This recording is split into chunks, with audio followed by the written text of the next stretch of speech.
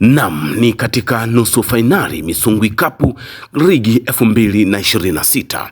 Mheshimiwa Jumanne Misungwi, diwani wa kata ya Rudete Katoro, amehamasisha wananchi kujitokeza kwa wingi kushuhudia mashindano hayo ya Misungwi Cup 2026. Mashindano hayo yameendelea kuleta furaha na burudani kwa wananchi wa kata nzima ya Rudete na mji mdogo wa Katoro. Mheshimiwa Misungwi anayo ya kuzungumza. Vijana lazima nihakikishe waanze kutoka sasa, waanze kutoka na kula matunda, hata wazazi wao wajue kwamba kumbe mpira au michezo au ujuzi alionao kijana sio lazima uwe wa darasani. Kumbe mtu anaweza kuwa na ujuzi hata mguu wake unaweza ukalisha familia. Kwa hiyo ninaamini kabisa kwamba kwa hii nilichokianzisha, na nataka niwaambie ili kusudi wajue kwamba niko serious na hii kazi au niko serious na michezo ya kwenye kata yangu, waje tarehe 15 waje waone.